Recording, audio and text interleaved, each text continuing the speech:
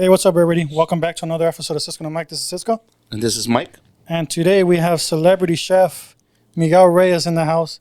He's going to be joining us, talking about his life, talking about his food and his passion for it.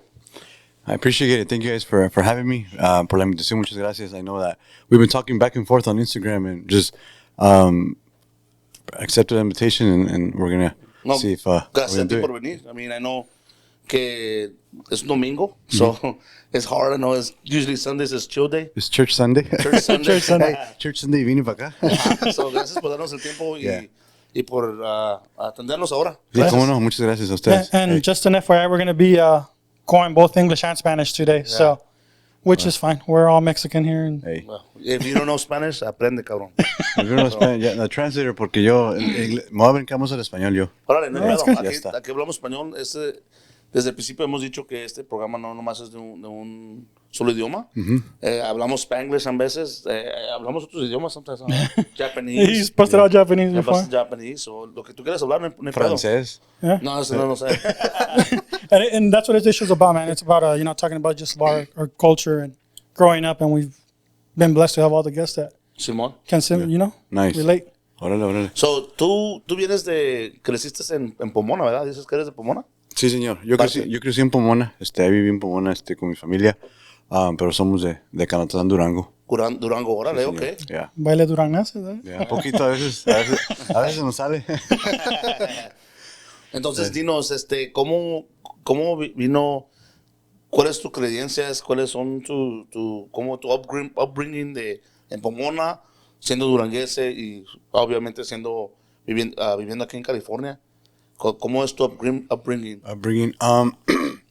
Pues yo vengo de una familia, siento que yo me relaciono mucho con mucha gente hispana, casi yo pienso que de mi edad, porque de los 80, like late 80s, early 90s, two working parents.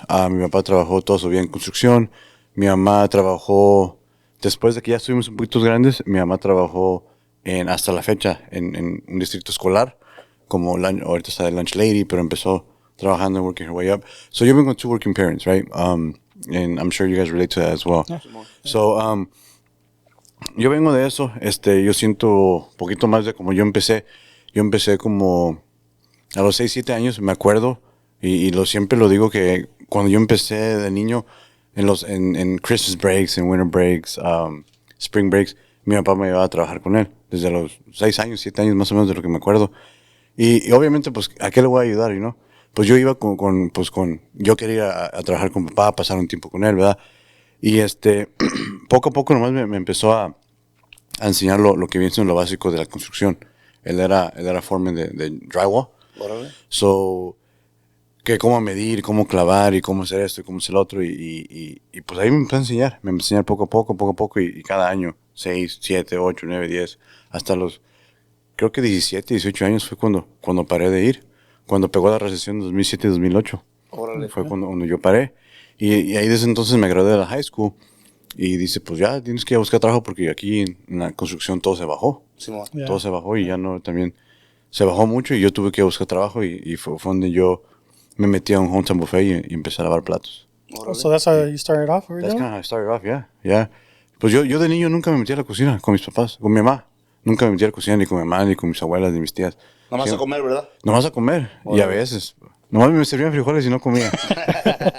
yo no soy muy frijolero, pero igual como todos los niños, yo crecí normal, gracias a Dios, crecí en una familia muy unida. Tradicional. Tradicional, mi papá, mi mamá, tengo 3 hermanos, una hermana. Y pues crecimos juntos, en lo que pudieron darnos nuestros padres y gracias a Dios estuvimos bien. So your mom was a lunch lady. Ella trabajó en los distritos, right? So entonces, did that influence you a little bit into maybe trying to cook or? No, she actually became a lunch lady a couple years back. Okay. Pero ella empezó como, si yo recuerdo bien, no sé, I know mom's gonna hear it, I don't know if it's true or not. Pero a lo que yo recuerdo es que en la elementary school donde yo iba, había un daycare. Okay. Like I said, if I remember correctly, había una sección de clase para los papás para que les enseñen a ver inglés o algo así, no me acuerdo. The adult schools where they teach you. Algo así. Y para cuidar a los niños, creo que mi mamá empezó ahí y luego se brincó a como No sé si se acuerdan que en elementary you would go on recess y había como gente cuidándote. Yeah. Y creo que así empezó. Okay. Y poco a poco I think she moved into the lunch, you know, y así. Y ahorita, gracias a Dios, ya es manager de una escuela, de lunch, de una cafeteria. Yeah. So ya lleva muchos años en el distrito escolar de Pomona. Yeah. Tú dijiste algo muy importante, que siempre hablamos nosotros, we always bring it up, de nuestra cultura, y pienso que es algo que se está muriendo poco a poquito. Trabajar duro, los ejemplos que nos dan nuestros papás, de trabajar duro y echarle ganas, y desde chico tratar de aprender algo, aunque no estés haciendo nada, como dijiste, ¿qué vas a hacer a los 7 años en construcción? Pues no vas a jalar cemento, no vas a hacer nada. Vas a hacer lo mínimo, pues estás chiquito. Pero al fin del día pensábamos que trabajamos. Sí, no. I remember that too. Pero ahora pienso que eso se está muriendo, ¿no? Como que los niños ahora, yo digo también porque yo tengo niños, yo tengo 2 muchachas que son teenagers y tengo un muchacho que tiene 6 años. Y pienso que ahora los mando a hacer algo y como que no piensan que tienen que hacerlo, ¿no me entiendes? Same. Entonces, ¿qué piensas de eso? ¿Qué piensas de...? No sé si tienes tu hijos o hijas o sobrinos, posiblemente. No tengo hijos todavía, pero 100% sé lo que tú estás diciendo, porque durante mi carrera, a lo mejor me estoy adelantando un poquito, pero en mi carrera yo trabajé 3 años de high school teacher también, hace unos 3 años, del escolar de Pomona, igual. Y ahí donde yo me di cuenta mucho de cómo es la juventud de ahorita. Okay. Y lo que tú dijiste 100%, ahorita los jóvenes quieren llegar al nivel que está uno, ¿verdad? Pero nosotros, ¿qué tuvimos que hacer para llegar ahí, ¿verdad? Trabajar mucho, ¿verdad? Y ahorita voy a poder yo hablar un poquito más de cómo llegué a donde estoy, pero los muchachos ahorita no quieren hacer eso ya. Ellos quieren brincar todos estos pasos y llegar donde tú estás y ganar lo que uno gana, ¿verdad? Y no quieren hacer lo que uno hizo. Y es sad, pero es lo que trae la juventud de ahorita. Nadie quiere hacer nada. You know, they want to make a quick buck, bro. They want to get rich off one event. They want to get rich off one, go in there and exigir a certain amount, a certain salary without any type of experience or with minimal experience, or because I have a degree. And I think it's a lot more than that now, you know. Times have changed, so I think it's a lot more than just going in there and asking for something, But I think we've kind of created that issue, though, ourselves. By always emphasizing a certain amount of things, like I don't want to say that we need to be harder on the kids, but responsibility-wise, I think it has changed a lot more. I honestly, I don't think it's even that, bro. I think it's social media. Social media makes that it. Too.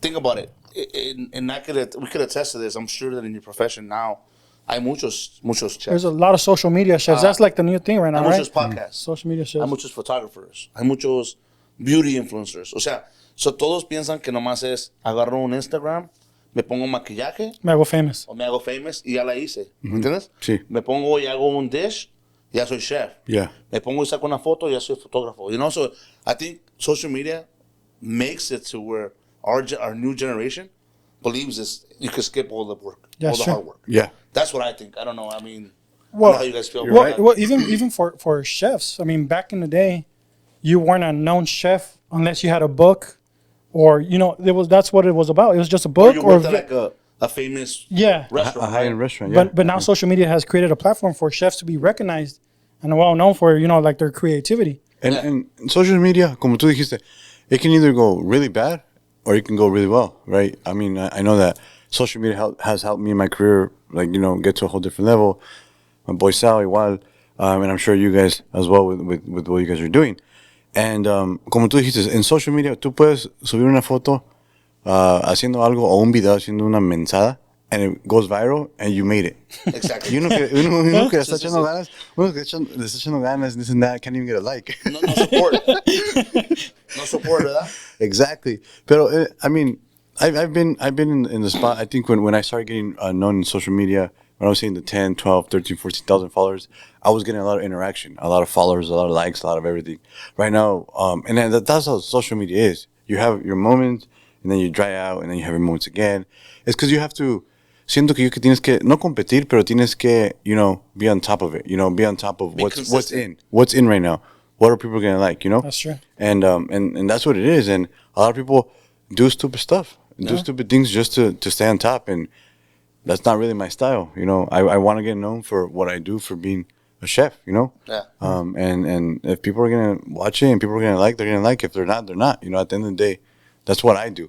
Yeah. I'm not going to go out there and look like a fool to get some attention. And at the end of the day, like you said, I think being yourself, being genuine is the most important thing. Yeah. Because that's really at the end what's going to make it. Mm-hmm. You know, these Yeah, people. if you fake it, you're not gonna. Yeah, they come in fads. Like you said, they come in a time. People can fake it for a little bit. You can't fake it forever. Yeah, they'll fake it. They'll get the attention they want, and it's like como la espuma. They'll blow up, and then all of a sudden it just dies down, right? And I think if you're doing it right, you're consistent. Eventually, something good is gonna come out of it. You know? Exactly. You just gotta be persistent. Yeah. Yeah. So you talked about going from construction. So how did your career officially start? So you worked at Hometown Buffet when during the recession. Is that like the first step you took right there, or? Yeah, porque mira, cuando yo after high school es como todos los morros you go into you graduate from high school and then everybody's like, what's my next move, you know? ¿En qué voy a trabajar? Y todos se meten como In-N-Out, well now Starbucks, pero McDonald's, Burger King, todos se metían a fast food because it's an easy, fast job to get. Y yo siempre me dije, yo no quiero trabajar en eso.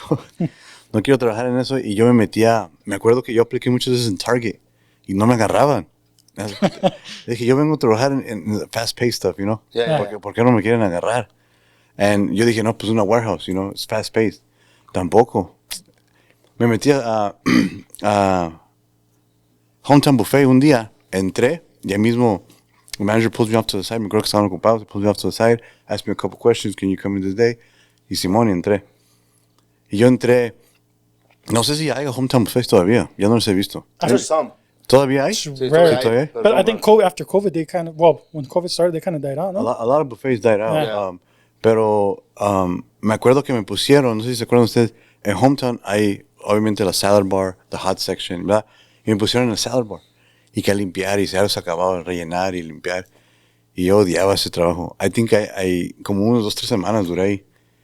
Y me acordé, dije, ¿no tiene otra posición que me puedan ofrecer? De mesero o algo, you know, for the tips. Y no, you have to be here a little bit longer.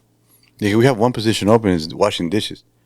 Pero no sé si ustedes algún día han entrado a una cocina, un restaurante, lo que sea. Pero está la cocina y está el restaurante. Yeah. There's a big wall in between it. When you cross to this side, it's It's just a whole different thing. it's right? a whole world. It's a whole different world. You got Vicente Fernandez full on blast.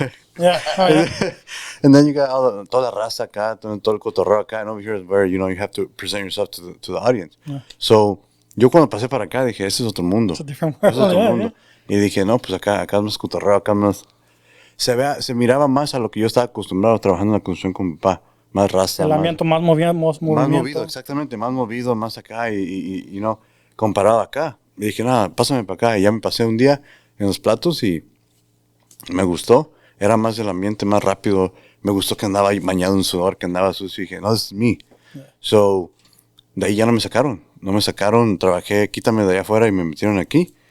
Y todavía me acuerdo que toda la raza, no, estás bien menso, estás bien güey. ¿Por qué te pones acá atrás, siendo tú bilingüe?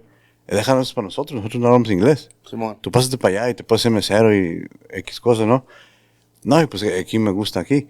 Y cuando me pasaron a la cocina, fue cuando una vez un señor se quemó, tuvo un accidente, se quemó algo así. Lo llevaron al doctor esa noche y no tenía a nadie. No, pásate Miguel, pásate, y nosotros entrenamos un poquito más para que nos ayudes el resto del shift. Ya estábamos a punto de cerrar, me acuerdo. Y me metí y también me gustó y me empezaron a dar shifts en la cocina y en los platos. Y ya fue donde obviamente en Hometown no es cocinar casi. Es más como calentar y packaged food. A lot of packaged stuff, prepackaged stuff. Y cositas así, pero fue como una introducción para mí. Oh, yeah. Una introducción al mundo de la cocina. Y fue donde me empezó a gustar fast pace. Y cuando yo llegaba al punto cuando yo quería que llegue el Día de las Madres, el Día de los Padres, que llegaran los días pesados. Porque I was ready to work, let's do it. Y pues nos gustaba porque como cocinero o como lavaplatos, esos días son pesados y lo que tú quieres, como te retas tú mismo a que no te ganen, pues. Como es so busy, que no te ganen, que los meseros no lleguen y te piden platos, que la gente no llegue y te pide comida. Like, you wanna be on top of shit. Exactly, yeah.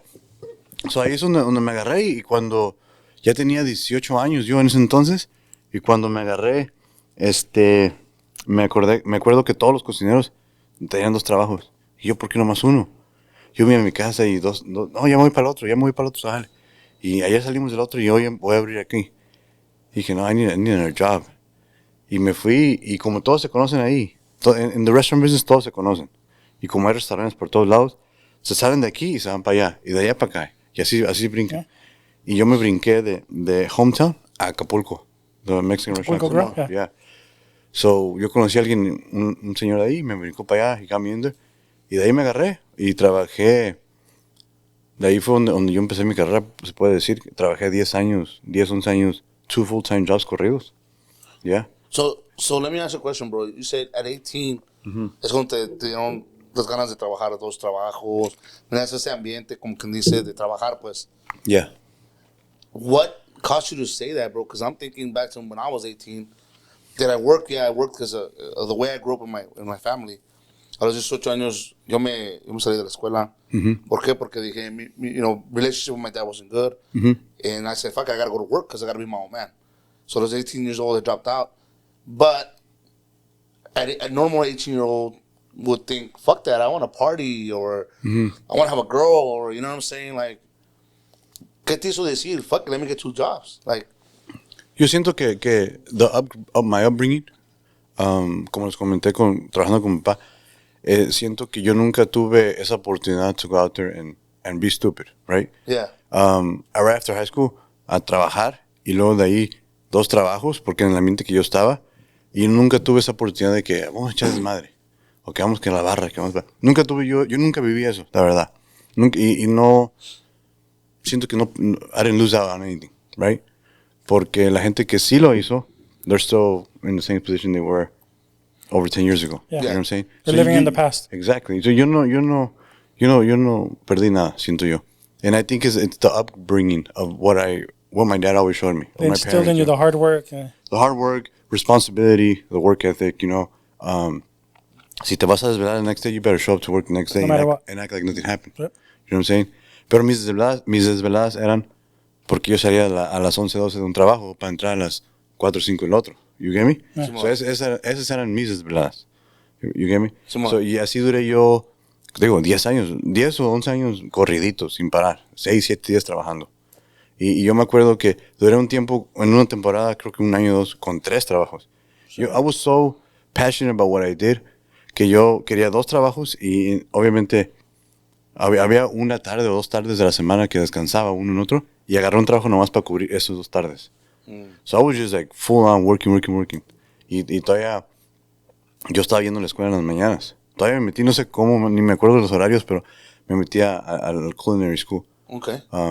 Ya después de unos tiempos, de unos meses, ya. So, entonces ahí es donde empiezas la transición from just working all the time to, okay, I'm going to invest in myself in culinary school Yeah. while I'm working 2, 3 jobs In the industry, yeah. in the industry.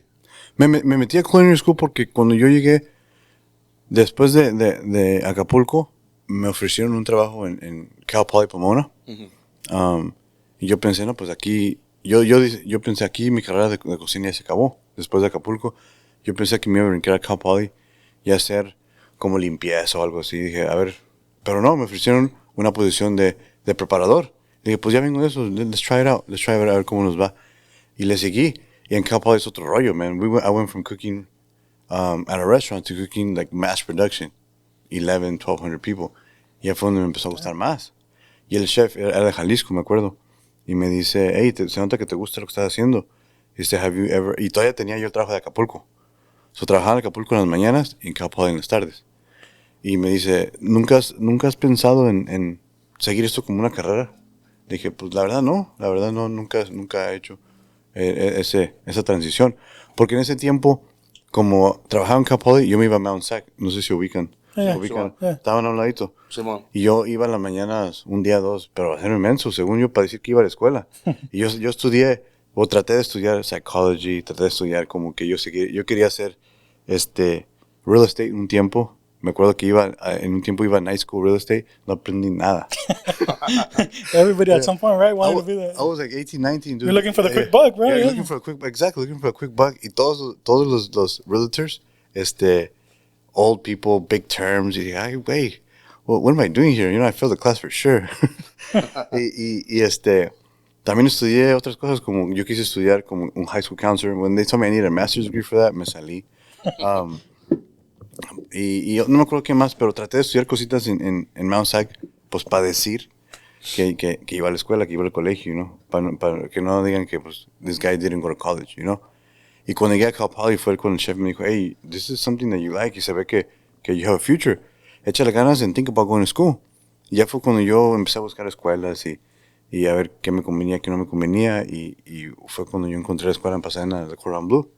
Me metí ahí, y en 2 años me gradué. I have my certification or my degree I have an associate's degree in culinary arts. Nice. So, Nice. like certified chef. Y después de eso, pues seguí trabajando. Y en diferentes. He trabajado en restaurantes, en hospitales, en sports bars, en living centers. He trabajado para diferentes compañías afuera. He trabajado de maestro. Y ya fue donde you speed up till maybe a couple years back, fue donde yo decidí abrir mi compañía. O también metí en hotelería. Y eso también me gustaría hablar un poquito de eso. So, I'm sorry. Go ahead. So, obviously, you started working in the kitchen. Yeah. A lot of people se quedan atorados en siendo un regular cook. There's a difference between a cook and a chef. Yeah. Obviously. So, ¿qué te empujó? Yo sé que dices que la pasión de estar en la cocina, pero ¿qué fue la cosa que dijo? You said, I don't just want to be a cook. I want to be a chef. Like, I need to go to school. I want to work on my craft. Porque, como te digo, muchos se quedan en la cocina o se quedan acostumbrados a un tipo de comida. Sí. Por ejemplo, la comida mexicana. Hey. Hay muchos mexicanos que trabajan ahí y se quedan atorados en la comida mexicana nomás. ¿Qué fue lo que te empujó a decir, sabes que yo quiero variedad, quiero aprender de acá, quiero aprender de fine dining, de gourmet food, de todo eso? Cuando trabajaba en Cal Poly, que duré muchos años, como 7 años, y yo pude aprender todo, desde afuera, la exhibition kitchens, haciendo pizzas, hamburguesas, mongolian, todo, y hasta adentro, haciendo la comida fuerte, los banquetes fuertes. Yo dije, ok, ya tengo una buena experiencia, siento yo. Y de ahí me brinqué a un living center que viene siendo donde cuidan los elderly people. Elderly people. Y me metí ahí como lead cook. Y yo dije, no, pues ya lo estoy haciendo, I went from cook to a lead cook. Yo, muy chingón, ¿no? Yeah, I moved up $1. Y fue lo que dije, no, pues ahí voy poco a poco. I saw my career taking off, como tú dijiste, de cook to chef, ¿verdad? So, una cosa importante que I kind of want to say is, I did graduate. Ese tiempo ya tenía yo mi degree. Pero a lo que tú me preguntaste hace ratito, los jóvenes ahorita que se están graduando del culinary school, tienen sus degrees, ya piensan que son chefs. Ok, por un papel, sí eres chef, ahí dice chef, X nombre. Pero por experiencia no. Pero no tienes nada de experiencia de chef. Chef no nomás es cocinar, es mucho. Chef, Yep. La palabra chef es otro mundo que mucha gente hasta ahorita se pone en la camisa de chef, de botones, oye, somos una foto, chef, nombre, ¿verdad? Y ya no es eso, la verdad no es eso. A mí me da risa porque no es eso, right? Yo para ese entonces ya tenía 7 años de experiencia en la cocina. De lavaplatos a preparador, cocinero. Y yo creía que ya sabía. Y para contestar lo que tú estás diciendo, yo llegué a un punto donde, después de Cal Poly, me brinqué al Living Center, y del Living Center duré como 2 años. Dije, aquí voy a estar atorado. Aquí me voy a atorar. Y fue donde yo me brinqué a otro mundo, donde yo, completely took my career to a whole different level, que fue la hotelería. I went into hotels. Gotcha. So at 23, me metí como, se puede decir, la posición era kitchen supervisor or head chef de un Holiday Inn en Ontario, y me metí ahí como me dieron la posición.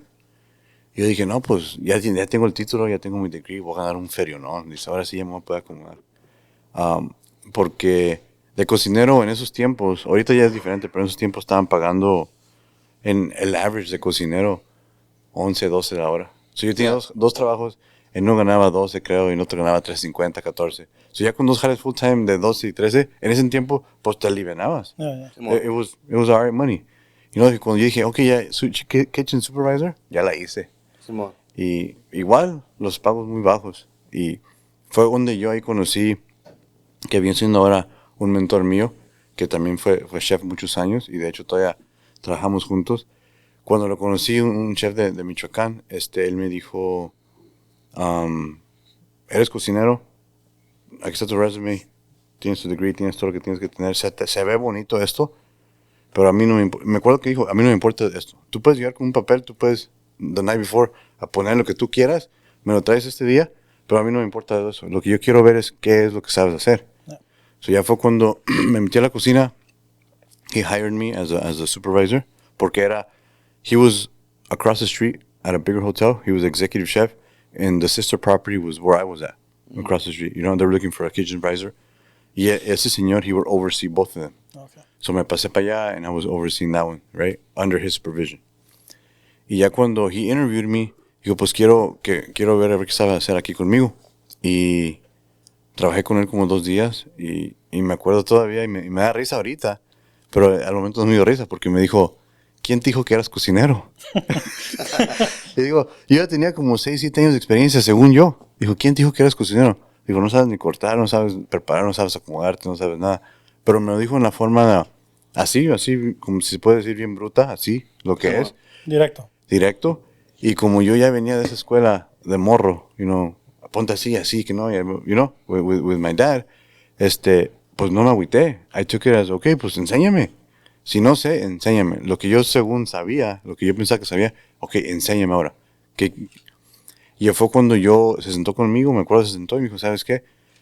Tú te acuerdas, you remind me a lot of me, de él. When I was younger, I started, he looked at my resume, he looked at everything.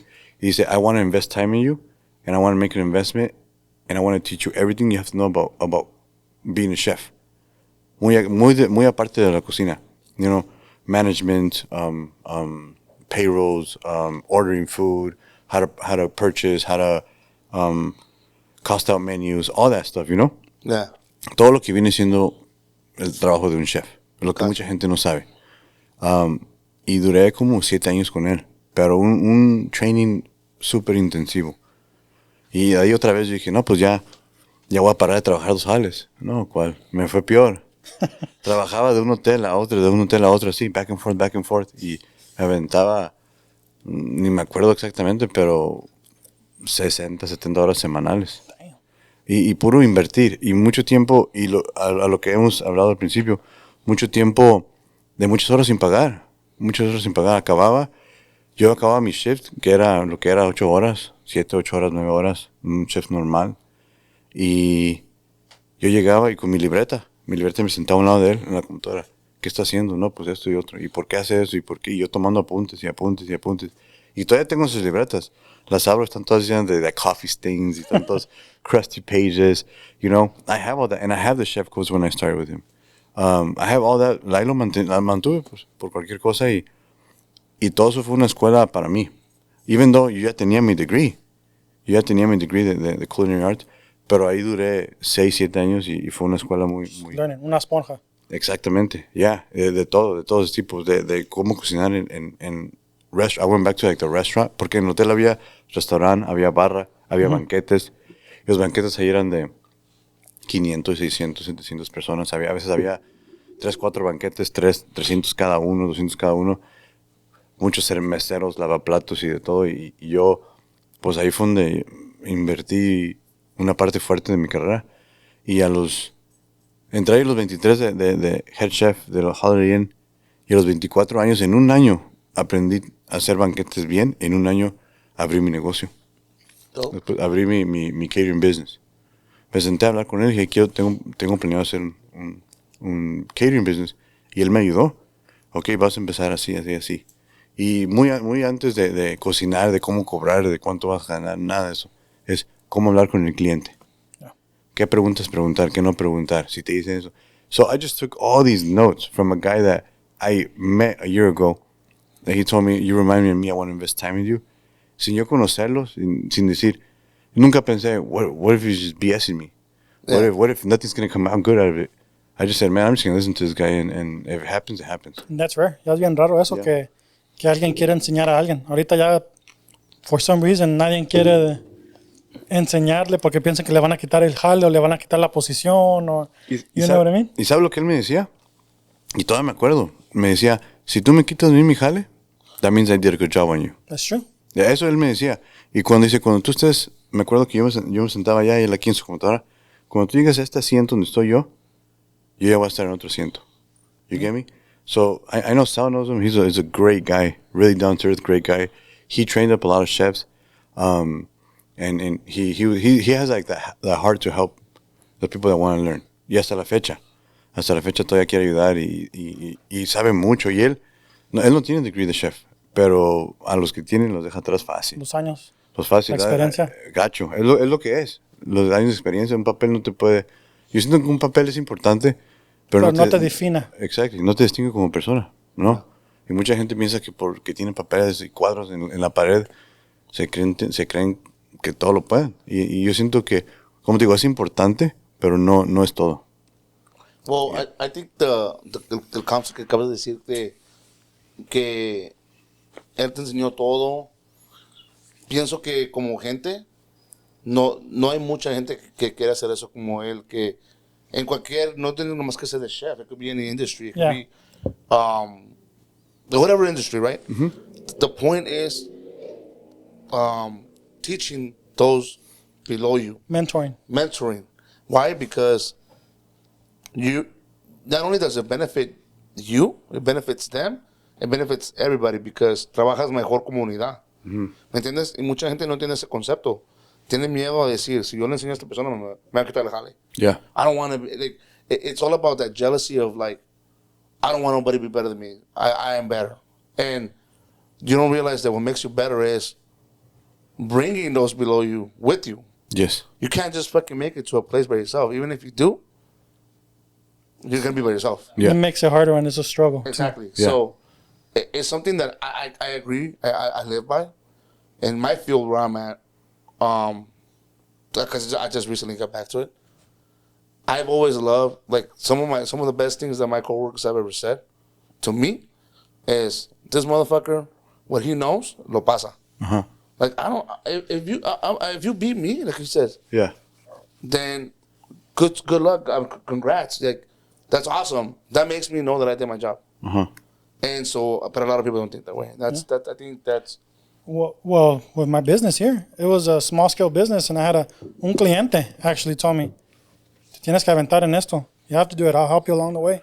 And he kind of pushed me into doing fabrications and certain things. Uh-huh. And he's like, the reason why is because if you do a good job, you're gonna look good, and I'm gonna look better. Mm-hmm. And that was something that always stuck with me. You know, like, damn, like, it's true. Like, the outcome is what's important. In this case, en el restaurante, que salga bien todo, eficiente, a tiempo, you know, mm-hmm. That's what really matters. But a lot of people don't really see that aspect of it. Yeah, that's true.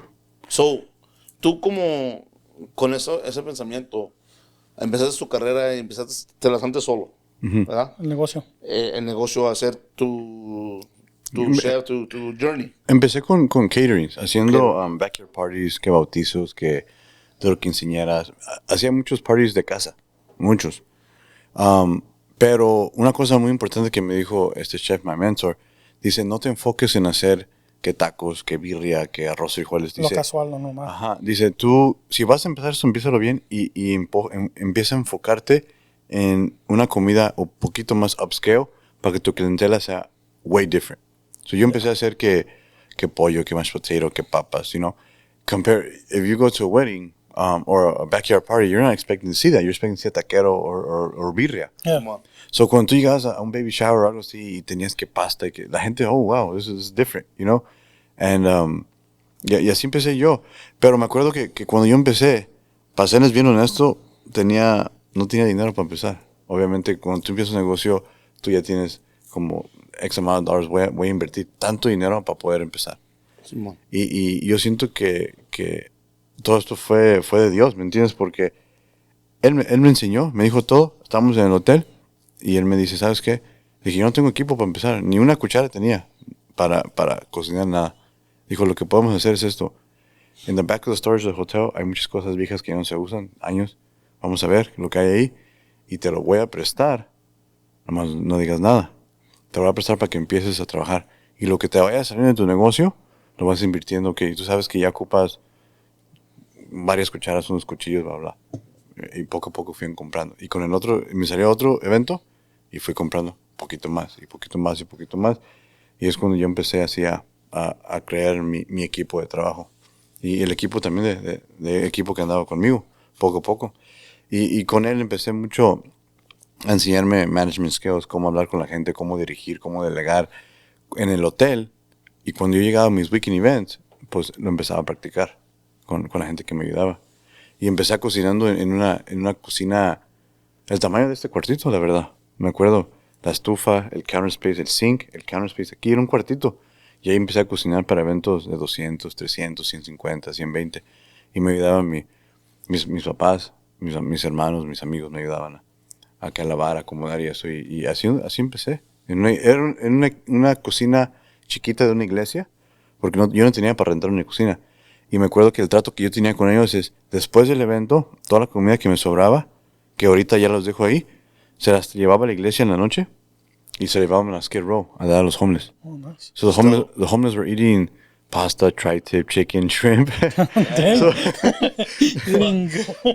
Yeah. Hey, that tri-tip. Yeah. No, en serio, así empecé, man, así duré como unos 4 años.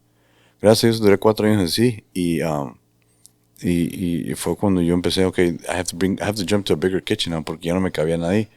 I did my thing y brincaba de una cocina a otra. Pero a lot of things behind the scenes que pasaban que carrying all my equipment from my garage to the kitchen, back to the house. So it just made everything 30 times more work than what it is now. Gotcha. Pero como hemos hablado desde el principio, that's all the stuff that a lot of dudes now don't want to do. You know what I'm saying? Yeah. Like, They want that nice kitchen right away. they want the nice kitchen, they want the brand new spoons, the brand new pot. All my stuff que yo con la que empecé fue todo prestado. Y me acuerdo que the pots and pans, que maybe I have 2 or 3 still of those, fueron regalados de un restaurante que se cerró. Me los regalaron. That's dope. You got to go to a Next Level Kitchen. Yeah. Have you seen that show, Next Level Kitchen? Yeah, I've seen that, yeah. They have the 3 floors of beat up kitchen. Yeah. And No, I mean, I'll make it work. I'll make it work. I've worked in kitchens donde no sirve un horno, no sirve una estufa, no sirve lo que sea, but you learn. Y por eso hay un término que se puede decir, yo siento que en cualquier trabajo, te tienes que quemar en esta industria y tú entras a cualquier lugar y no te asustas. You know, I've been in different situations where small oven and I have to cook for X amount of people and I make it happen. You know, I've been in places donde me acuerdo que un día cociné en la playa y me dice, for an influencer, y me dice the husband of the girl, the influencer, dice, we don't have a stove, but you can cook, I think I cooked a New York steak, shrimp, like high-end dinner for them too. They had a little picnic at the beach. Yo estaba atrás con un canopy, me agaché así, y con un little 2-burner, les cociné high-end food. Damn. Yeah. Bro, steak? steak is hard. All that meat stuff is. Yeah, no, y me puse así, y luego también ahorita, like moving forward, like he cocinado hasta en yachts for big events, y Damn. la movedera del barco, y a little bit of space, and you're in a little aisle like this big, un pasito, y que las meseras de aquí, que el photographer behind you, but todo eso viene de tantos años de experiencia donde he cocinado que no me asusta. Your whole life built up to that. Yeah, no. To prepare you. No me asusta. You put me in a little kitchen with 2 burners, aunque haya gas, and I have my pots and pans, and I have Unas piedras ahí, that's una de. hey, I've done that too. So we'll make it happen. Like, la verdad, gracias a Dios, todo lo que yo he hecho en mi carrera me ha quemado fuerte, donde yo diga, tú me pones en cualquier cocina, cualquier institución, if you want food, I'll make it happen. No sé cómo lo voy a hacer, pero I'll make it happen. Electric stoves, burners, propane, lo que sea, but we'll make it happen. Do you think, like, obviously, I've watched a lot of cooking shows and stuff like that. With my family, we watch a lot of cooking shows. Do you think, like, that style kind of is because of a passion, or is it because, like, where do you get that, like, an art? Does it become an art at some point, or when you're creating it, when you're cooking, when you're doing that, what kind of mindset, like, you talked about the environment, but you still have that same headspace. So, ¿qué es lo que te motiva en ese momento? Like, and people have asked me that question a lot, and you know it's hard to answer porque es algo que nomás on the moment te nace. es natural. Es natural. Yo puedo llegar a una cena y tener, okay, ya sé el menú, puedo llegar a un lugar y okay, I'm going to create this. Y estando ahí, todo se te borra and you just, if the plate's a different shape, you just get a whole different like vision of what it's supposed to look like. Sí, me preocupo si va a haber bastante carne for the carne asada. I'm like, shit, did I get enough? Do I have enough? But I think what it means, bro, it's like, I think what it means is like feeling the moment. It's like, Yeah. it's like in photography. When I did photography, Yeah. you could have a setup, you could have everything, and everything come out wrong. Yeah. Or you could work with your surroundings, your vision. Like, I used to do this a lot. I'd be driving with my lady on the freeway or on the street, and I'm like, oh shit! Like I imagine a photo of a certain way, whether it be a male or female model, or not even sometimes even models, just the scenery, like with the sun, and maybe I'm assuming the same thing with food. Like, Yeah. you get there and you're like, oh shit! That's what I mean. It's like an art. It becomes an art. Yeah. Like es un arte. Like at some point, lo que estás haciendo is like it's art. The way you present it. Yeah. Let me ask you a question, bro. Yes, sir. Does the whole with the wrist thing, does that shit work or not? Like the sprinkle of the salt, does that shit work or The not? salt bay, I mean, it's part of the show. You know, It's part of the show. Or Es como se dije, other people do stuff and they go viral. He went viral because of it. He was able to open a restaurant, or I think a couple of restaurants, yes, no? Yeah, no, yeah. A couple of restaurants. Damn. This guy blew up, and you know, y ahorita es lo que es con social media. You do something good, you look good, and it works. People follow it. Because I'm not gonna lie, bro. Yo también así le pongo al stick, like, así, pinche sal le pongo. Yo le hice así una vez y no me funcionó. So, Do you have a certain style? Now that we're talking about like certain things, like you talked about a show, a certain style. my style is the Mexican background. You know, the bandana. I don't know if you guys see my coats. The flags on it. You got the Mexican and the American, right? Yeah. In the back of my coat, some of them have the horseshoe because I'm really into horses. So I wanted to create a name for myself, but something different que no se ha visto. You never seen a chef with walking around with like Mexican bandana on him or with the pride of Mexican American, you know. Porque lo que yo quise cuando empecé a crear mi nombre, quise poder, o yo quise querer inspirar a younger chefs, you know, or even the community around us with the Mexican American background. Like we said, they get stuck in cook. They stay stuck at cooks and exactly like cualquier cocina. Like we can. Like I started washing dishes. Like anybody can do it. You know, I have nothing different than anybody else. So siento yo que con esa imagen que empecé a crear, a lot of people started backing me up. You know, backing me up, and hasta la fecha, gracias, it's been working.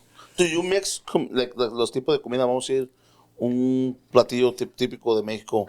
Do you add your own fusion to it? Absolutely, yeah. Empecé hace tiempo with my media doing YouTube videos because of like we got so busy with other work, we kind of stopped that. Pero I started making videos on home cooked meals, like stuff, chiles rellenos, chiles rellenos, taquitos, que comida duranguense, typical stuff. I saw that YouTube about that. Dang it, what is it? The raw meat? I love that. The tartar. Tartar. Oh, that's my voice for it. That's bomb. Pues ese nombre, ahorita como tú dices, es beef tartar, ¿verdad? Yeah, Así beef está. tartar, yeah. Algo así, ¿verdad? That sounds fancy as hell. But it's called carne apache.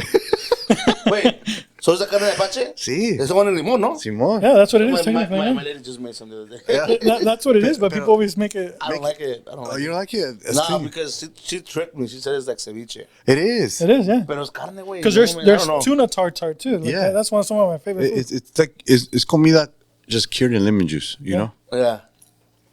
Pero es lo que es, you know. You change the name, you make it sound fancy, but when you look at it, Beef it's like, tartar. Yeah, yeah, it sounds different. yeah. I'm going to tell my lady today. I was like, hey, make some beef tartar. como una enchilada. You can change the name. I can make enchilada de enchilada verde with a pollo sound like, whoa, man, that's gourmet. Yeah. You know, like maybe you can change it to like a tortilla stuffed with chicken, topped off with tomatillo salsa. I was like, homie, it's an enchilada, way. or tortilla verde casserole.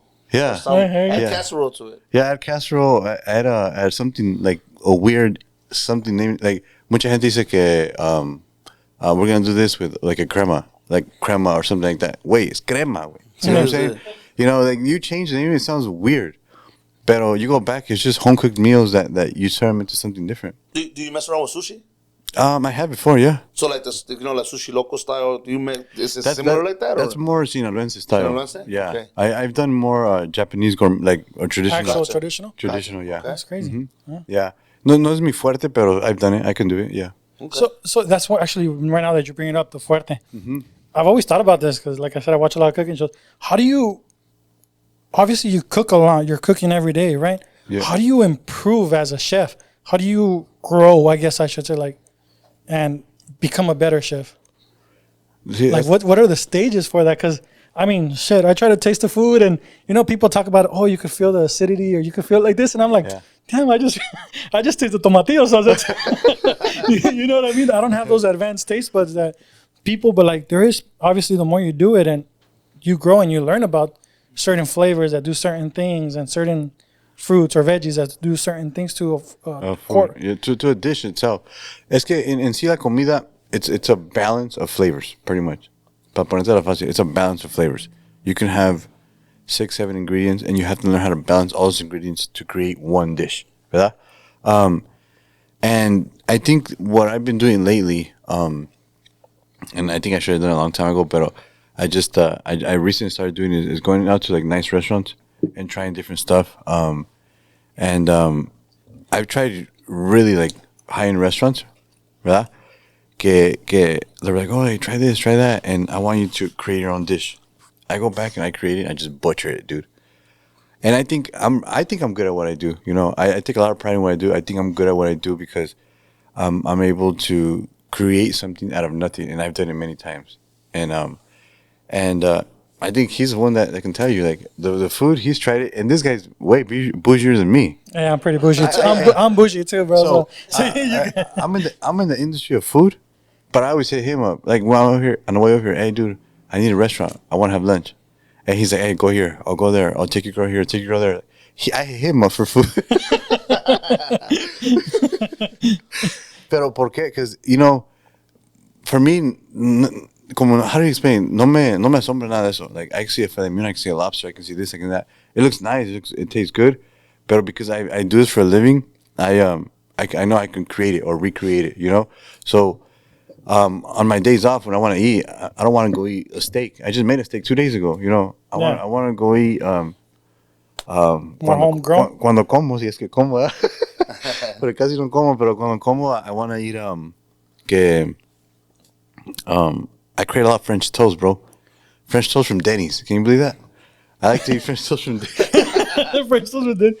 Damn, bro, I have a thing with Denny's, man. I don't like Denny's. I don't like Denny's. I don't like Denny's for nothing else but the French toast. Shit, I gotta try the French toast. Maybe it'll mess me up. Bro, when I was little, I guess I was chef inspired. I used to do my own French toast. You know what I would do? I would fucking toast the bread, and then put miel. I like that, and that was my French toast. No butter, no egg. No, because I didn't know how to make it, bro. I was fucking Mexican. It's like toast with miel. Toast with miel. That was my first toast. That wasn't French. That was Mexican toast. Nah, fool, it's just my mom didn't know how to fucking make French toast. You know what I'm saying? Hey, so you bought the French toast. I don't know. I think still have the loaves with Que ya vienen con the bimbo que ya viene tostado el pan. Simón. Have you seen it? Yeah. Simón. Tostado, just put miel and Simón. Yeah, that was my French toast. But again, I didn't know. This is like the fucking the cheese one. What's it called? The cheese bread? I don't know what. no, it's grilled cheese. Cream cheese. Grilled cheese. There you go. Grilled cheese. Fool, I didn't know you gotta have butter, fool. I didn't know you gotta do that shit. You have to have butter to grill cheese? Yeah, to make the fucking pan nice and buttery and toasty. Oh shit, I didn't know. You could on the outside, para que se like golden brown, crusty. You step on, yeah, buttery. But it's part of the show. I think at least for me, I'm not really into like gourmet stuff. I like to cook it. I'll eat it now. I'm getting more into like going out and eating that type of food because it gives me a lot more ideas. So when I go back into the kitchen, I just recreate, and I'm like, what the hell did I just make? A lot of times, like, what the hell did I make? Because I try it, people are watching me cook it, and then I try it, and I'm like, these guys have no idea what they're about to try. And then I eat it, it's good. I was like, all right, you tell me what you think. And then they go back to the restaurant, and they're like, dude, nada que ver. Nada que ver, güey, like, te pasaste de lanza. and I have a lot of pride in what I do, and I think I'm good at it. I know I'm not the best, but I think I'm really good at what I do, and it's part of the passion, bro. Is that the next step of the evolution for Miguel Reyes, like working with things that you're not comfortable with? I think the next step for me is a restaurant. It's going to a restaurant. Your own restaurant? Yes, sir. Do you have a concept? Like, have you thought about? Yeah. Yeah, my concept is it's a little bit different than what you're used to seeing. Very upscale gourmet, but I want to be able to see. I want to be able to open the restaurant to a crowd of ¿cómo te puedo decir? I don't want you to go in there and you have like a freaking banda all al todo lo que da, you know? You Or don't want it to be a sushi loco. I don't want to be something like that. Yeah. I wanted que el ambiente sea where you go in there with your lady or with the business owner or with an investor. You go in there and you close $500,000 deals, dude. I want people like that to go in there. You know what I'm saying? I want to cater to that crowd, right? But I also want to be able to create something for something where you can go in and just have a couple of drinks, a dinner, you know, pero que la comida esté buena. Yeah. You know, la comida y el servicio y los tragos es lo que es. That's what matters, yeah. Exactly. But and I think the comida y el servicio, I mean, we have it locked in. I think the team that we got right now is solid. You know, I've been able to build throughout the years a really solid team. People have came, they left, they come back, or you know. But there's people that just, you know, I won't let go. They're just there, you know, because they have the same mindset as me, and that's what I've always wanted. Mindset, work ethic, principios, and when you talk to a client, que sepan cómo defenderse, you know, get me? Yeah. So I think I have key people in my team right now that once I make that transition, for sure coming with me, you know, and at the end of the day, it's going to benefit everybody. Oh, yeah, That's my plan. Whatever my next move is to benefit the people that are around me, you know. At the end of the day, it's not about me, it's about who I bring with me.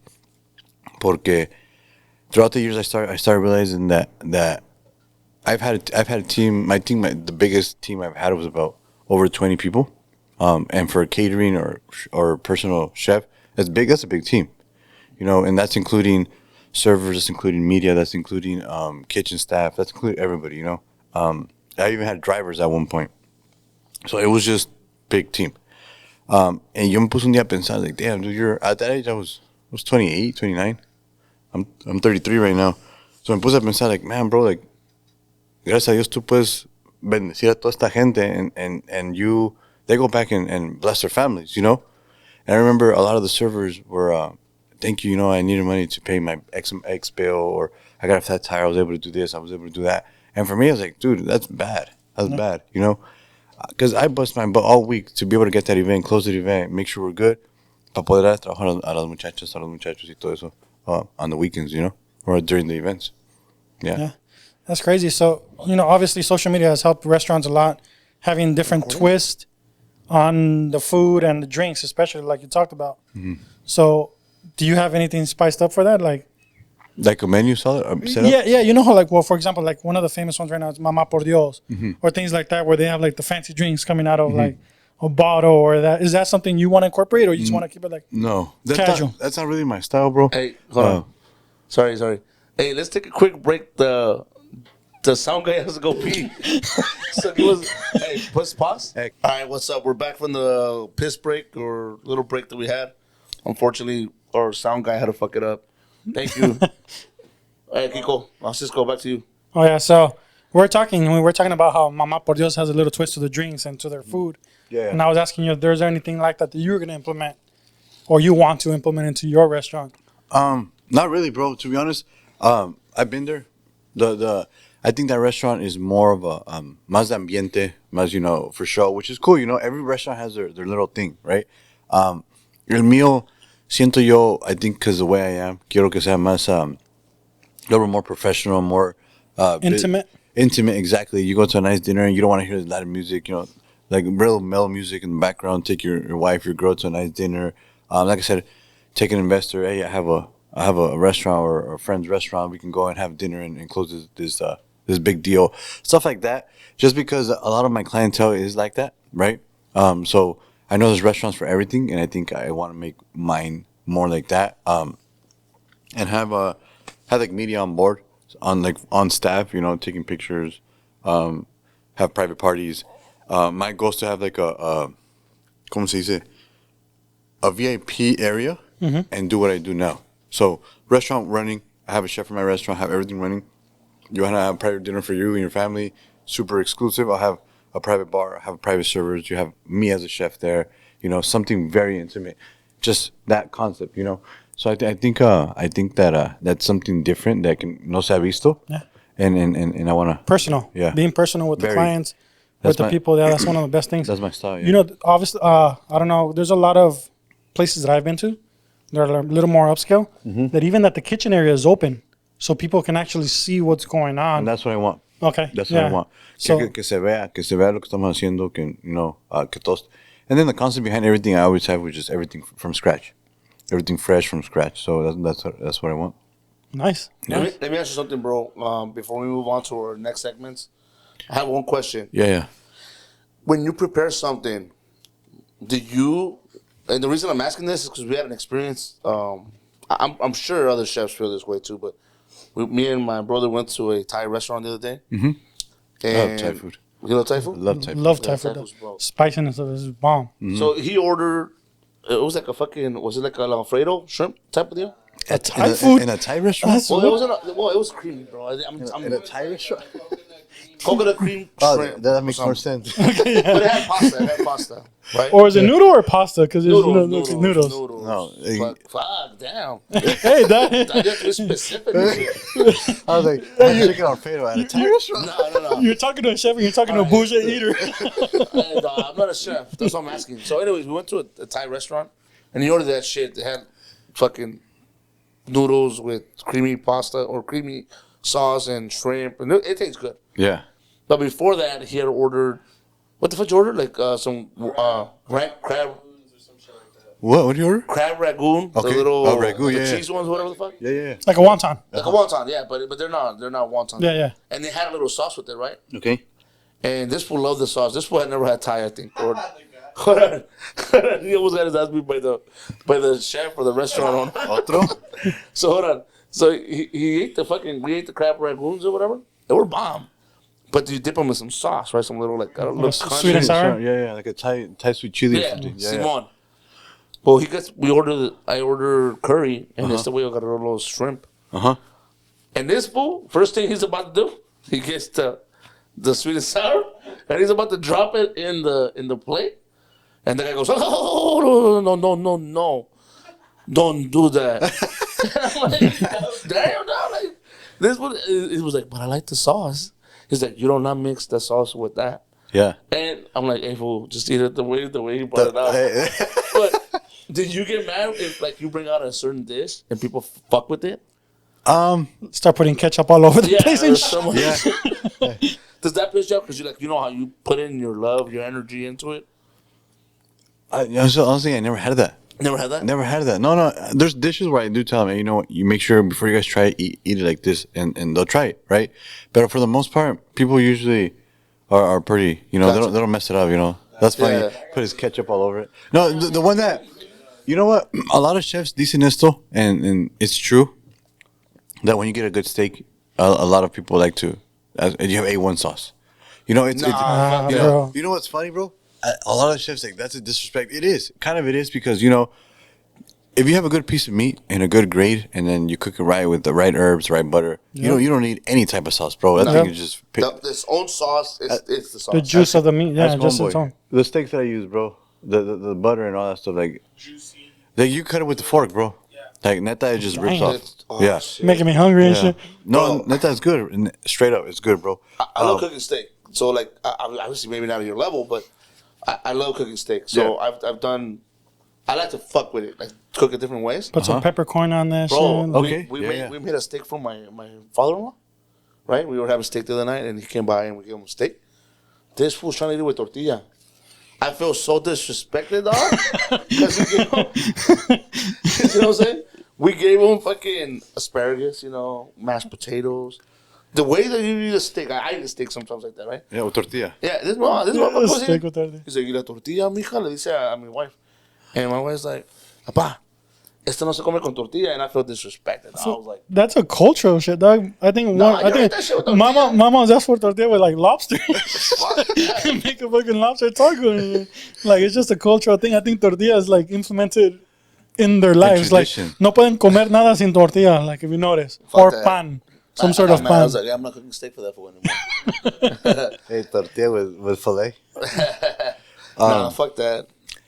No, pero a lo que iba es que a lot of chefs do get disrespected with that, with the whole A1 sauce. You know what's funny, bro? And I know it's funny, but it's weird. I know Sal's like he'll probably be like, yes, that's what's weird about it. I like to eat my steaks with Tabasco sauce. Really? Neta. Add a little spice. Neta, I just love Tabasco sauce. I love anything spicy, you know. I go to a high-end ramen, that's for tapatio because they won't have any, but you got Tabasco or what you got spicy. Habanero sauce? Habanero or even like a spicy chimichurri or anything. Oh, the chimichurri is awesome. Man. Pero sí, in a restaurant, I don't do it, but I've done it outside outside of a restaurant. I've eaten steak with Tabasco. Have you ever tried to fuse something to give it like that spice? I make a pretty bad cilantro serrano chimichurri. That's what I use. Oh, we gotta try that shit. I know. Chimichurri? Chimichurri, yeah. Yeah, because the chimichurri, the tradition is con parsley, you know, herbs. Pero yo le aviento serrano chilies and red pepper flakes, so gives it like that color and the spiciness. Zest as well. So I make it a little bit different. Nice. Yeah. Nice. So yeah, man, we enjoyed talking about that, the restaurant thing. I hope you carry some bone marrow up in there because bone marrow is pretty damn bomb. Hey, you know what's funny, bro? Check out my page because I just created a sick bone marrow dish, bro. Oh, did you really? Created for my girl. She took me to this restaurant. ¿Cómo se llama eso? The restaurant I went with her. I forgot, dude. It was her favorite restaurant. One of her favorite restaurants. She's like, come check it out. Her favorite dish, bone marrow, and this bone marrow pasta, with gnocchi pasta. Wow. She's like, try it out. You're gonna love it. So they do like a show. Traen el tuétano like this. They scrape it into the pasta, and then in el tubito, right? They put a little bit of tequila and you drink it. Right? Oh, that's dope. Right, to clean out. Yeah. And then it's like part of the show. So I'm trying, and she's looking at me. What do you think? Like, I was like, next week I'm gonna create this for you. She hasn't gone back, bro. She liked yours better. For sure. Neta, not even saying mine was badass, bro. ¿Cómo se llama el restaurant? Dude, it's bugging me. It's stuck in your head too. I hate that, man. No, it's in LA. It's Bestia. Oh, Bestia. Yeah, Bestia. I've heard about that place. Yeah. Bestia. We went to Bestia, and I butchered that dish, bro. I use gnocchi. I use the bone marrow, but what I did, I cooked pork, ground pork. I bought pork sausage patties. Mm-hmm. I cooked it down. I cooked it down with the bone marrow after. Le quité el tuétano, and I put it into the thing, and then lo que hice fue I made I cooked ground pork with corn cream sauce, butter cream sauce. Y se lo eché arriba del gnocchi pasta with the bone marrow. It was just a mixture of saltiness, of the pasta, of the herbs, of the sweetness of the corn, of the butter. It was just a mixture of everything, bro. This is making me hungry. Hey, bro, I got a dish. I'll show you after on my Instagram. I think it's bad, bro. I got a delicacy that maybe, I don't know, maybe you could incorporate. I'll make it for you. Well, some Thai pasta. Hey, no. You know how like the French have French? What's up? You can have like a shrimp Alfredo at a Thai restaurant. Yeah, there you go. I don't know what the fuck it's called, bro. Shit. You know how the French have the shit that you made us eat? What? Caviar. You made us eat? Caviar. Nah, The snail. The snail. Yeah. Caviar. No, caviar is a fish. Caviar food? Snail? Yeah, snail. The snail. Los caracoles. Caracol. ¿Cómo se llama? Escargot. Escargot. Escargot, yeah. También frog legs, la chingada. Yeah. Have you ever had tacuache? Tacuache? Tacuache? I can't see them in person, bro. Hell no, never have that. Nah? Only in the ranch, dog. No, That's when they're bro. clean. I can't have to. If I see tacuache, dude, I'm running opposite Really? way. Yeah. Bro, Tacuaches and rats, bro, I'm out. well, it's not a rat. Is that a chef thing, dog? The rats in the kitchen? No, dude, it's just tacuaches and tacuaches and rats are right. Dude, I'm running, bro. I'm But running. tacuache is not a rat. No, I know, but it's either tacuache and a rat, either or. I'm running. Just the tails? You have a thing for long tails? It's just they're ugly animals, bro. Man, imagine going to hunt them in Mexico when I was 12 Sin years caldo de old. tacuache. In El Hell Rancho, no, bro. my Hell tío no. took this fucking... I'll throw up, bro. Bro, I was forced to eat this motherfucker's dog.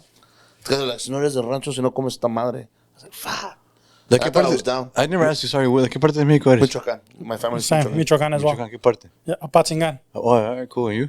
My family's more from like little ranchitos on the outskirts, closer to Guadalajara. Oh, nice. The So border of Jalisco. this guy's from Michoacán, too. Órale, what part?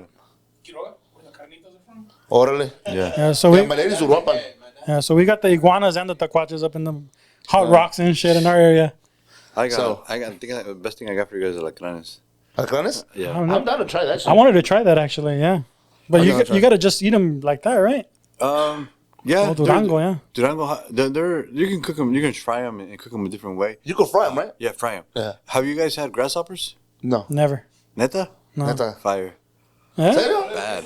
Bad. But you fry them too, right? For sure. But I had them a couple weeks back for my birthday weekend, dude. I had them. How do you eat them? You know how they serve them to me? They serve them on an avocado spread, como tipo guacamole. You put them on top as a garnish. ¿Y sabes cómo sabían? They taste like those. You go to the liquor store or the A&PM and you get the little bolsitas the lemon spicy peanuts. Así sabían. No way. Igualitos, Damn. dude. Igualitos. Yeah, we got to try that. Neta, bro. They're bad. Have you had them? They're bad, bro. They're bad. Fuck it. You would have them though. This guy, he's got Hey, you know what? I don't think I want to check out your restaurant anymore. I'm not gonna Shit, you bring it on. have that. Yeah. Nah, man, some bone marrow with some nice old fashioned or a whiskey. I'm there, bro. The bone marrow is good, bro. You had caldo de res. Caldo de res, we just had it yesterday. Fuck. And you suck on the bone? Yeah. What's in between the bone? You see the little circle? So that's tuétano, that's bone marrow. But the way they serve it at the restaurants is like they cut it a different way, as a tube. They cut it like in the tubular form. Yeah. You know where the tuétano comes from? Yeah. What part of the animal? You don't? No. It's all this right here. This part here. Oh, that's right, though. Yeah. Gotcha. Yeah. The femur area. Casi todo como el cartilage and all that stuff. Orale. But it could be from any bone. The bone marrow, I mean, as long as it's dense, no? Yeah. Well, the one I use, it comes from the leg part. Yeah. I think that's the most common. Because I know, like, when we have the rancho, one time we killed, mataron una vaca para hacer todo eso and all that stuff. So just the different meats, it's from different areas. So. Yeah, hey, moving on, we're going to move on to our next segment, which is the No Manches segment. I don't know if Sisko explained to you how the No Manches work. We pick a topic and something that it could be funny, it could be controversial, it could be something that relates to you, something that you say, like, no manches, like, why are we doing this, or why does this happen, or you know, manches, like, pick up, like, he's done the toilet thing, the whole toilet, the restroom. Which one? Somos cochinos, bro. In the restroom, men's restrooms, public restrooms. Like, why do you pee all over the fucking bathroom? Like, no Like, manches. You know what I'm saying? tiramos el papel on the floor and shit. Like, come on, bro. So, we're going to move on to the no manches segment, and then we're going to finish it off with the words of wisdom. Okay. Which is where you say something to our audience and your audience that you live by, like words that you live by, or whatever. You know what I mean? Yeah. You want to start the no manches? Yeah, I'll start the no manches. Right. What was I? Damn, I had a good one too. Fuck, we were talking about that, and I fucked it up. Well, I guess no manches will be this whole thing. Mixing up different foods, because I know it happens even when you cook at home. You know what I'm saying? Like, I know my kids do that shit. Like, you cook something that you thought is bomb, and then these fuckers add extra shit or take out shit. Damn, you really get mad and shit, calling kids fuckers. Yeah, like, no manches. Like, what the fuck? Like, eat that shit. My daughters only eat vegetables, so it's like my wife cooks. And you eat vegetables. I eat vegetables. Okay. Vegetables. I eat vegetables. Brussels sprouts and shit? Brussels sprouts. Hey, I actually like Brussels sprouts. It's an inside joke. Right? Only the homies know that. Brussels sprouts are good. I like Brussels sprouts. Yeah, they're good. What's the other one? The eggplant?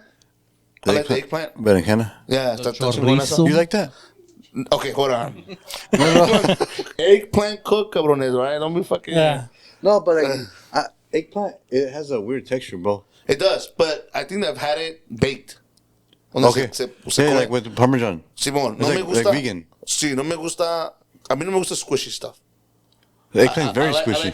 Yeah, but I like it que como eggplant or zucchini, cuando lo hacen fry o cuando lo hacen que está durito. Battered. You like the rougher texture. The rougher outside texture. I don't mind the squishiness a little bit, as long as it has some type of rough texture. Got it. Okay. But cool. there's like the zucchini, eggplant. What's the other one? The big one that looks like a Brussels sprout. It's a green one. No, not cabbage. It has a bunch of little things. Oh, I know. Artichoke. Artichoke. Yeah. So yeah, I has a lot of little things. Oh fuck, they look like little triangles and shit. He's like, when you start doing this, like, I know what you're talking about. So that's your no manches? No manches, fucking don't be adding no fucking sweet and sour to the Hey dog, to the sometimes pasta, bro. Sometimes it be tasting good, all right? Don't confuse my fucking taste buds with yours. Oh, but you be high all the time. That's why you fucking. Hey, that's you why it just throw tastes shit even in there. better. Sometimes my mixes be tasting good, all right? You just throw shit in there. So let's see, my no manches. I'm gonna keep it in the food thing too, man. I'm sick and tired of these fucking Chick-fil-A's and In-N-Outs. The people that design or the architects that design the entrances. The parking, Yeah, they're fucking ridiculous, dude. They're fucking waiting to make a right turn. They're taking it up. You have to wait like half an hour just to make a fucking right turn because they have cars backed up waiting for the drive-thru and shit. That shit's Damn, ridiculous. Fool, I hate that. Or Starbucks lines too and shit. And then the entrance to the drive-through. If you're driving a big truck, Oh, I have a truck how too, do bro. you do that, turn bro? on? Yeah, they make it all tight and shit. How do you back up and like? I get what you're saying though. You know what the worst thing is when you start seeing like crash marks and you're like, oh yeah, someone fucking. I gotta be careful on this one and shit. Murder their truck for sure. So that's no manches? Yeah, that's my no manches, dog. Hey, Come on, guys, you guys can be better. Design that shit better. Damn, dog, you kept it unpolitical today. I know, So right? usually fucking the men's rights and shit with the boots and. Hey, good thing you talk about that because I don't know anything about that. What are you talking about? So what's your no manches? I think my no manches, and I think I probably kind of mentioned it right now, but I'll go over it again. My no manches probably would be when, and it's just in my head when I'm cooking something up, bro. Y de repente I'm trying it before, like say I'm cooking something for you guys, and I'm over here like whipping things up, and I'm like, dude, I'm trying it. I'm like, dude, no manches, like this is bad. This is bad. Yeah. Ahorita estos vatos, I'm gonna give them a towel para que se limpien because this is gonna be bad. You know what I'm saying?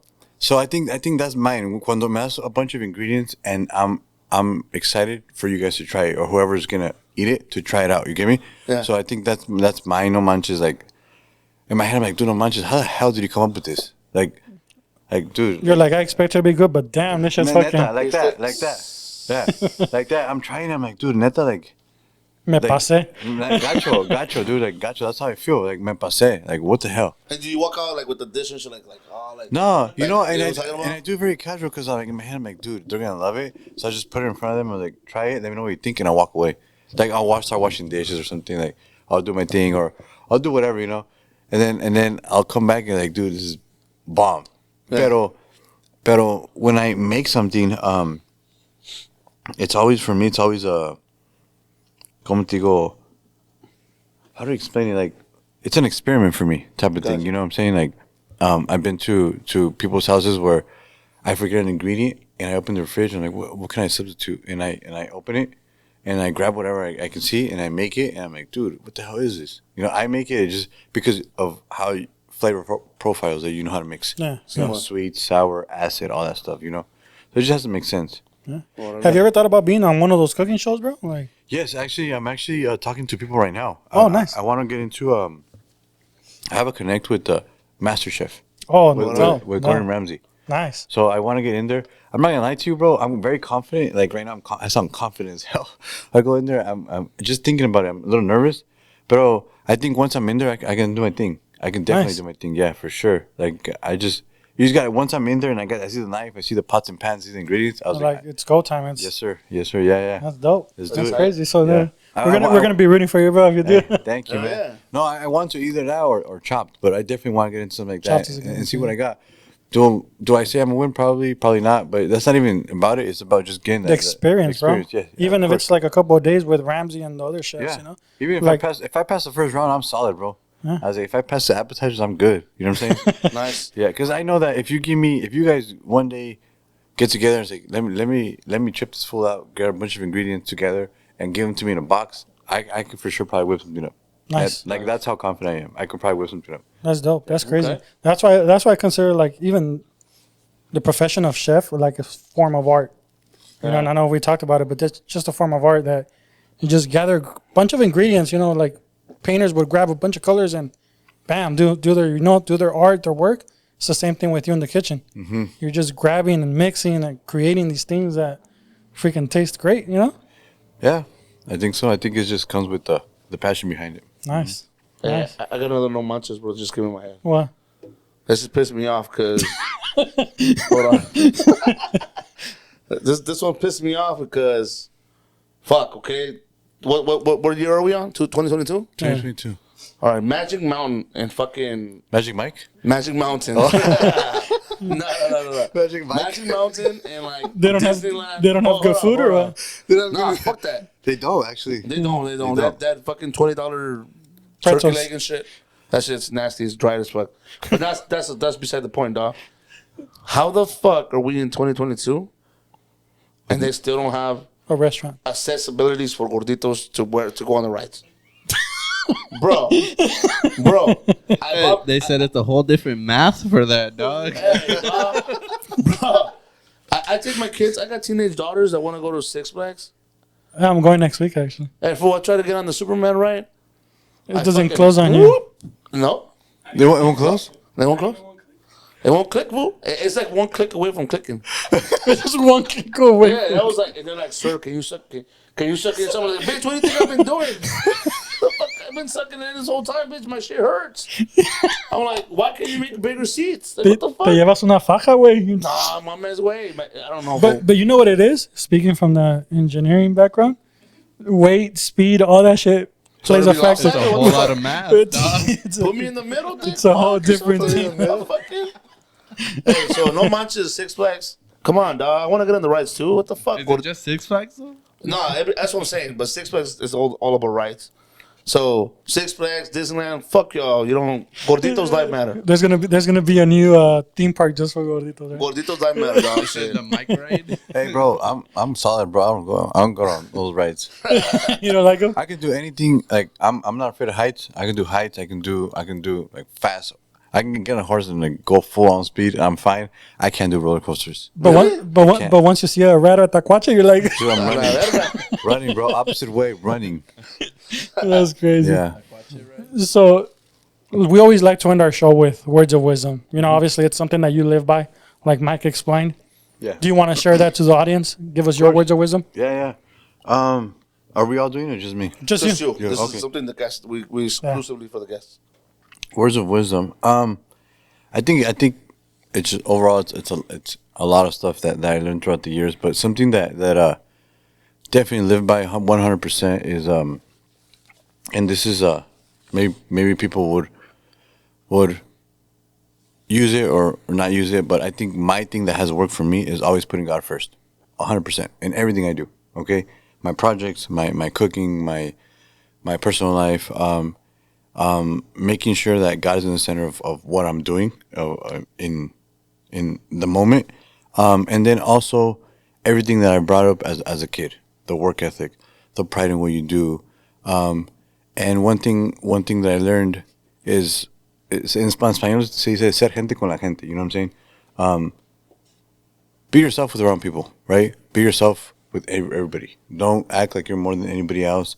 Don't act like you're better than anybody else. And if you guys notice on my Instagram post, I think it's very important, at least for me in my career, my chef codes don't have my name on it. Don't have my name, don't have my title, right? Because at the end of the day, I take off that chef. I can have a title here and it look chingon. I can have my name and it look chingon. But once I take it off, I'm still the same person, bro. I'm still Miguel. I'm still Miguel Reyes. I'm still that dude. So I don't need titles on my chef codes. I don't need titles on anything else. I think titles are super overrated. People love titles because they want to feel like there's something, right? And at the end of the day, they don't produce what the title is. So I think that at the end of the day, whatever title you have, whatever position you have, whatever degree you have, whatever salary you have, todo sale sobrando. At the end of the day, it's what you have as a person, what you can offer as a person, and what experience do you bring to the table, plus what knowledge do you bring to bring other people up, right? One of my biggest things is helping others to get to where I'm at, because I was taught that, right? And I mentioned earlier that and I'm in the same mindset, if I'm teaching somebody a young chef trying to come up, and he overpasses me, then same thing. I did a really good job at teaching him, and he did a really good job at learning. And that's what it is. There's nothing more to that. Because once he gets to this position, if he does get to like a celebrity chef, or he does get to cooking for celebrities or whatever, I for sure would be at a different level. Because what did I do while I was teaching him? I was estaba repasando todo lo que yo aprendí, right? Because we went back to ground zero. We went to ground zero, and I learned everything that I learned, right? We went back. Now I'm here. Everything's refreshed in my memory. Okay, let's take this to a different level now. And I think that's very important as a person, me as a chef, or even as a person itself. just to teach. I love teaching people. I love sharing my story. I love telling people that not because my Instagram says Celebrity Chef or Miguel Reyes, if my Instagram gets hacked, it gets thrown away, I'm still the same person. You know, it doesn't define me as who I am. It's important for my career. It's important for me, for my name, but that's it, right? I still know what I'm doing. I was blessed to get this talent, and this is a talent that I have. At the end of the day, it's not my talent; it's something God gave me, and He can take it away whenever He wants, and that's what it is. And so I'm blessed to have this talent, and I'm using it to make people happy, and that's what I want. Cool. Yeah. Nice. Well, appreciate you coming on board, bro. Yeah. I appreciate you coming on the podcast and sharing your input about some of the things you went through in life, and then what got you to where you're at now. Mm-hmm. And obviously, being a celebrity chef or just a chef in general. Mm-hmm. And we appreciate you, and we thank you. So Yeah.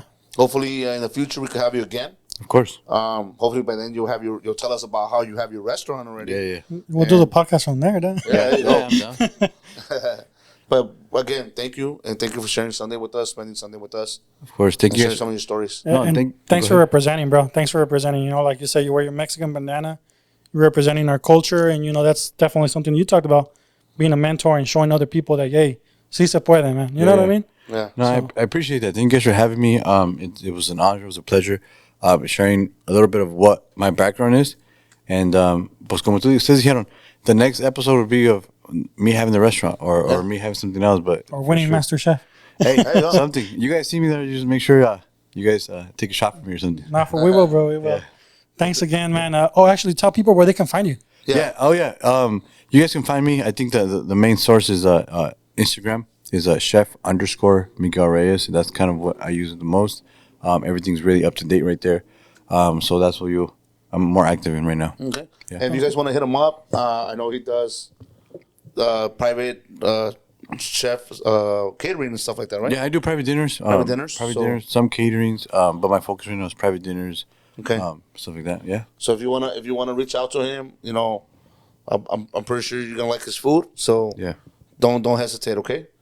And thank you guys again. Once, like we tell you guys every week, if you want to be part of the show, we're gonna have on Wednesdays we're gonna do our celebrity Or weekday our catch weekday up. catch up, and we might be doing lives. So if you want to reach out and talk to us about whatever we had on the previous podcast or anything that you guys want to talk to us about, hit us up. If you want to have words of wisdom that you want us to promote on our show. Thank you guys. Thank you guys for spending some time with us. Thank our guest, and we'll see you guys next time, okay? See you guys. Thank you. Appreciate it. Peace out.